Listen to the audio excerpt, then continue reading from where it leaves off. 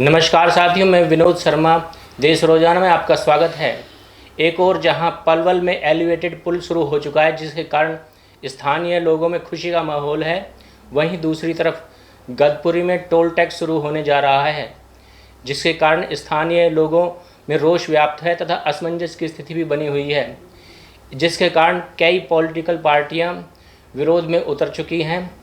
आज हमारे साथ मौजूद हैं आम आदमी पार्टी के संस्थापक सदस्य व प्रदेश प्रवक्ता कुलदीप कौशिक जी। इनसे जानेंगे हम टोल टैक्स के बारे में, उनके क्या विचार हैं, वो शुरू होना चाहिए या नहीं होना चाहिए, और उन्होंने धरना भी शुरू कर दिया इसके लिए। नमस्कार विनोद जी। मेरा सभी देश रोजाना के दर्शकों को नमस्कार, जय हिंद। मैं आपको बताना चाहता हूं कि जो एलिवेटेड पुल वर्षों से जिसका हम इंतजार कर रहे थे, हम सब, आप सब लोग, तो ये खुशी की बात है हम सब लोगों के लिए कि अब जो आवाजाही हमारी सरल होगी, सहज होगी, क्योंकि इससे पहले बहुत जाम लगता था, कई कई घंटों हमें इंतज़ार करना पड़ता था अपने ही घर जाने के लिए। हम एक एक दो दो घंटे जो है, क्योंकि जाम की स्थिति होती थी। लेकिन इसके साथ ये दुख की बात भी है कि जो गदपुरी में कल से, यानी कि 15 अप्रैल 2022 से जो टोल टैक्सेस, जो चार्जेस होंगे, जो टैक्स के रूप में, टोल टैक्स के रूप में जो हम लोगों से, आम लोगों से जो पैसा वसूल किया जाएगा, उसके लिए हमें पीड़ा भी है।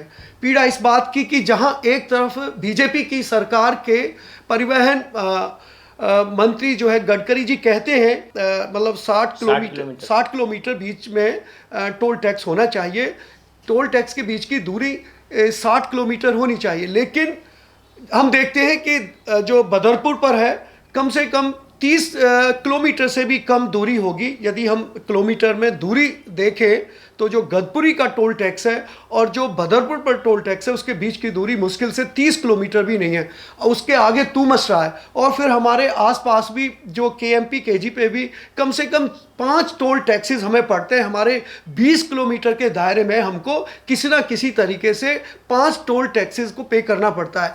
अब बात यह है कि ये पलवल पहले एक डिस्ट्रिक्ट था, पलवल फरीदाबाद एक डिस्ट्रिक्ट था, तो यहाँ पलवल और फरीदाबाद की इतनी आवाजाही है, इतने संबंध हैं, यहाँ के किसान, मजदूर, व्यापारी, यहाँ पे जो दूध बेचने वाले लोग जाते हैं फरीदाबाद में, वो पलवल के ही लोग हैं। और पूरा जो शहर बसा हुआ है पलवल फरीदाबाद, वो सब गांव के ही लोग हैं। उनकी सब सारी ज़मीन, प्रॉपर्टी, खेत खलियान, वो सब गांव के पास में ही हैं, और कम से कम 20 किलोमीटर की रेंज में सब वो लोग रहते हैं। अब निवेदन ये करना चाहते हैं सरकार से कि आप 60 किलोमीटर का जो आपने रखा हुआ है, पार्लियामेंट में जो गडकरी जी ने बोला है कि 60 किलोमीटर के बाद ही कोई टोल टैक्स शुरू होगा, यहाँ तो 4-4, 5-5 टोल टैक्सेस हैं। 3 टोल टैक्सेस तो इस जीटी रोड पर हैं, NH2 पर है। अब निवेदन ये है कि ये सरकार ने, अभी हमने दैनिक जागरण में पढ़ा था कि 20 किलोमीटर के दायरे में आने वाले लोगों को महीने का 315 रुपये देना पड़ेगा। अब बताइए कि जो लोग, जिनका अप डाउन है, अपना जो वकील हैं, जो सब्जी, जो पनीर, दूध, जो मजदूर, जो व्यापारी लोग, जो फरीदाबाद जो रेगुलर जाते हैं, जिनकी आवाजाही दिन में 2-2, 4-4 बार होती है, तो उस तरीके से उनको जो टैक्स देना पड़ेगा।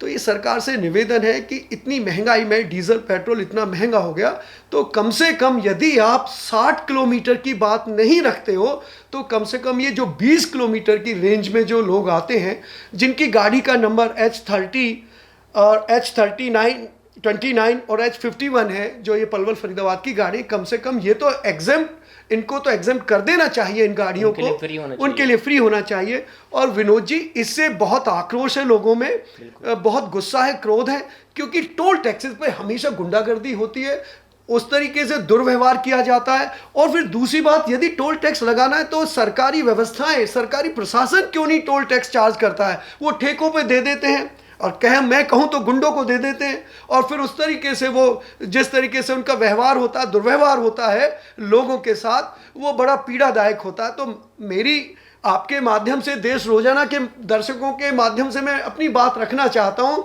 कि इतनी महंगाई में कम से कम इतने आपने टैक्सेस लादे हुए हैं, तो कम से कम इस टोल टैक्स पर जो आपके खुद मंत्री कहते हैं पार्लियामेंट में, उनकी बातों को तो माने, उनकी बातों को फॉलो करें, वो तो इम्प्लीमेंट कर दे। और इतना भी नहीं करते हैं तो कम से कम ये जो दायरा आपने 20 किलोमीटर का रखा है, उस 20 किलोमीटर में रहने वाले लोगों को तो एग्जेम्प्ट कर दें, उनको तो छूट दे दें, उनको तो फ्री कर दें, और करना भी है तो कम से कम चार्जेस उन पर करें।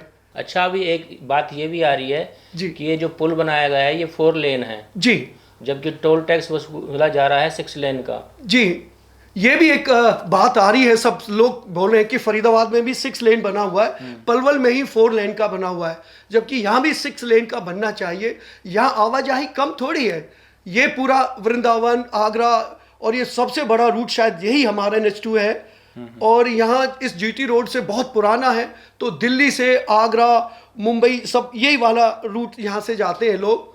तो ये निवेदन है कि कम से कम इसको 6 लेन का तो होना चाहिए था। फिर दूसरी जो सड़कें हैं, लिंक रोड हैं, आप देखेंगे पृथला पर जो इतने बड़े बड़े गड्ढे हैं, आपने चार्ज करना शुरू कर दिया, सड़कें ठीक से बनी नहीं, अभी भी सड़कों में गड्ढे हैं, वो कोई देखने वाला नहीं, वो अधिकारी कोई है नहीं।